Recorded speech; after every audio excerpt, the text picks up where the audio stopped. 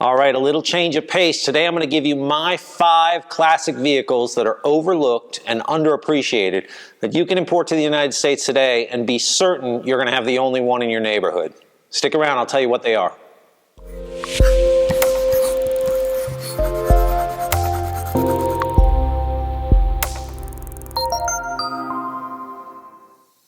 Welcome back as always. Thanks again for joining me. I'm Paul Masenchik with Autology Motors here in Denia, Spain.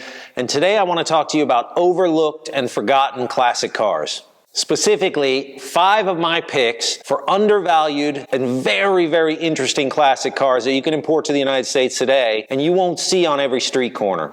Now, a lot of people in the United States are familiar with what they call the 25-year rule. If you aren't, it basically means that once a vehicle is 25 years old or older, it can be imported into the United States and used legally on public roads as far as the federal government is concerned, and it's exempt from emissions and safety standards for the year.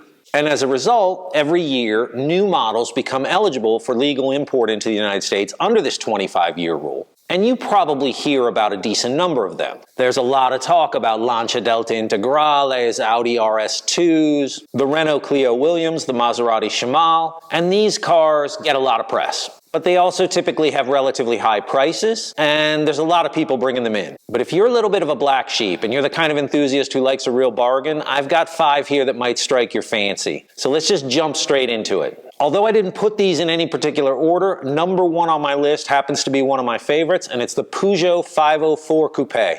Now, the 504 in all its various forms is one of the most legendarily durable motor vehicles ever made, and it has proven itself extremely popular in countries all over the world with very difficult terrain. Places like Brazil, Australia, and all throughout Africa. Now, the 504 was introduced in the late 60s and was built through the early 1980s in France, but it was also built under license in other places of the world. Places like Kenya, South Africa, Taiwan, China, even here in Spain. And it was built in Nigeria all the way through 2006. It's been called the workhorse of Africa, and the 504 is, there's no other way to say it, a monstrously durable and extremely well-respected motor car. The Coupe was introduced in 1969 and it was built through 1983, and it featured very, very sexy bodywork designed by Pininfarina. Most examples were powered by various different 4-cylinder engines, but it did get a lusty 2.7-liter V6 in 1974, producing around 140 horsepower, and combined with a 5-speed transmission, 504 Coupes are wonderful drivers. They had a bit of a competition history, including an entry in the 1974 Safari Rally. And they're wonderful GT cars with great looks, plenty of room, tons of reliability, and very, very good performance for the era. With achingly beautiful Pininfarina bodywork, a lusty V6, 5-speed transmission, legendary reliability, and a ton of Gallic charm, what's not to love with a 504 Coupe? Oh, and if you're a top-down kind of person, there's a convertible version as well. Why are these cars so cheap? They are fantastic motor vehicles and seriously overlooked.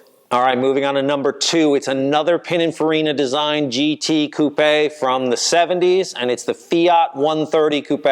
The Fiat 130 Coupe was introduced in 1971. It went out of production in 1977, and in all those years combined, they only produced something like 4,900 of them. 4,900 cars total for the whole planet. And the manual transmission examples are even more rare. Although the production details are a little sketchy, most people estimate that manuals made up something like 15% of total production. So these are extremely rare motor cars with a 3.2-liter double overhead cam V6 producing 165 horsepower, designed by Aurelio Lampredi. Yeah, that Lampredi.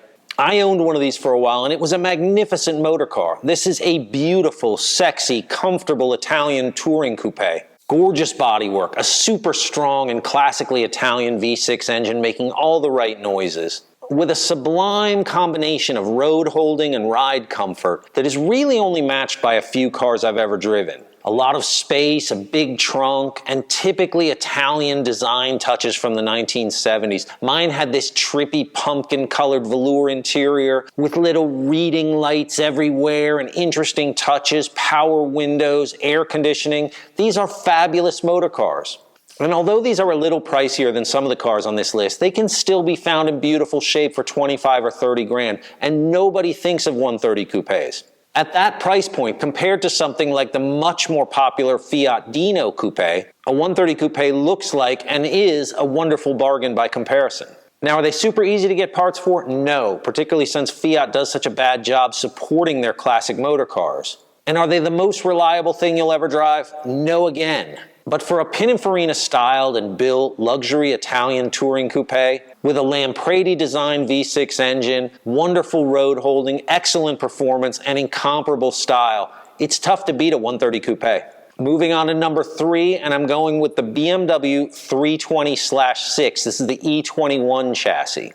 Now, for most people, this is the car on this list that's going to look the most familiar, because the E21 chassis was the popular 320i in the United States, but this 320, the 320/6, is a little bit different, which we'll get into in a minute. But in general, the E21 body style from BMW is a little bit overlooked anyway. It's slotted in between the watershed O2 cars and the super well-loved E30s, and the E21 is a little bit overlooked as a result. But it's a really interesting car, and I think the 320/6 represents a heck of a bargain.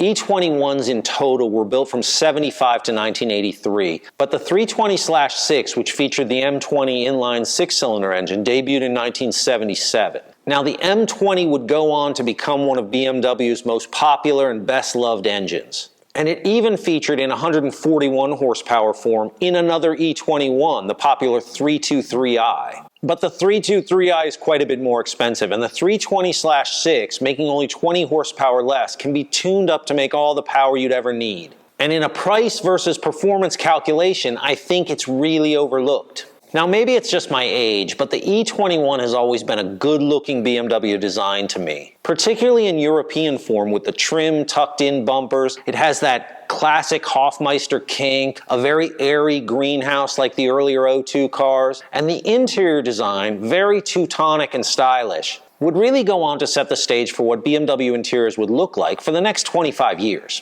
It's open, it's roomy, it's usable, it's reliable, it's fun to drive, it can be modified to within an inch of its life, fantastic steering, good torque delivery, can carry passengers and luggage, easy to service and own. The 320/6 is a wonderful choice if you're looking for a classic car that no one else on your block is going to have.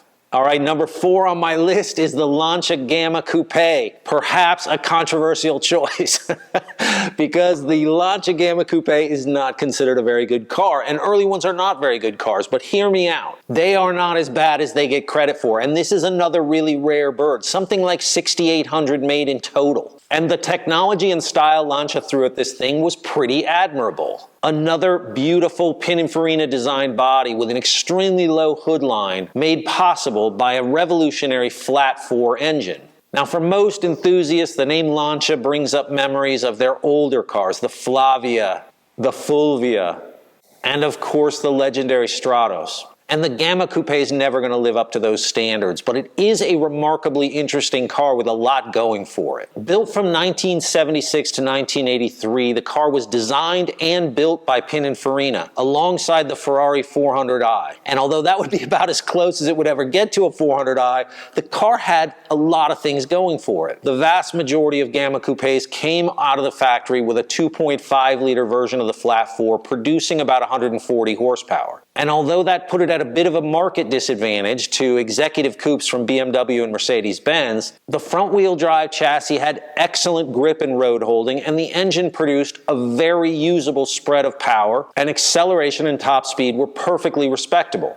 The car is gorgeous and quirky in all the ways Italian cars can be gorgeous and quirky. And although rust is an issue and reliability in the early models is also an issue, Lancia fixed most of the inherent problems with the Gamma Coupe, and a late Series 2 model is a wonderful motor car. Rare, capable, and super stylish. It's a little bit of a mutant. A Lancia, when Lancia was owned by Fiat, designed and built by Pininfarina, and with a unique engine design that's both lovable and sometimes problematic, it's not necessarily a choice for the faint of heart, but it is a very stylish and perfectly usable motor car. And at the prices these things trade for, you just can't find something this rare and this stylish, anything close to the money.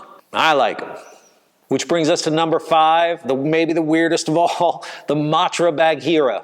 If you want to get a little out there when it comes to black sheep motor cars, it's hard to top a Matra Bagheera. Built from 73 to 1980 by the French high-tech Matra Group in conjunction with Simca, the Bagheera is a mid-engine motor car with a very compact and aerodynamic shape and a lot of 70s Italian styling cues. To me, the Bagheera has always looked a little bit like a poor man's Lamborghini Silhouette. And there's a lot of trippy weirdness going on here. Mid-engined, small 4-cylinder power plant, and 3 abreast seating in almost a weird split bench arrangement. And although the 1.3 and later 1.4-liter 4-cylinders didn't produce a ton of power, 85, 90 horsepower, this is a car that weighed 1,800 pounds dripping wet. And that put it on par performance-wise with something like an Alfa Romeo GT Junior. It had highly respected performance for the time, and it was introduced at the 1974 24 Hours of Le Mans, a race won by, you guessed it, Matra.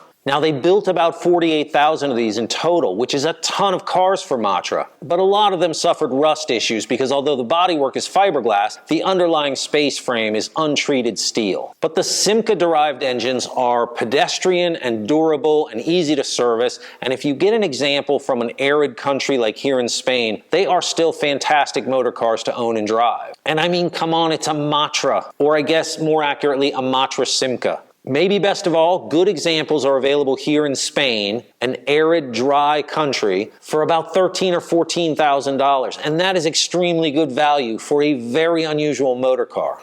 All right, that's my list for 5 underappreciated and overlooked classic cars. How did I do? Make sure you tell me. I'm sure I missed your favorites, so let me know in the comments below what I forgot. In the coming weeks, I'm going to do a version of this for classic 4x4 vehicles that are also overlooked and forgotten and also available for import. If you need to get a hold of me for any reason to buy one of these cars or anything else you can think of that you want imported from Europe, by all means drop me a line. I can be reached through the website, and also please follow me on Instagram. I am at Autology Motors. I post a lot of photos and videos of the things I'm working on here and a lot of behind the scene things as well. Thanks again for joining me. Like and subscribe. It helps me bring you more vehicles. Get out and enjoy your cars, and we'll see you next time. Thanks very much.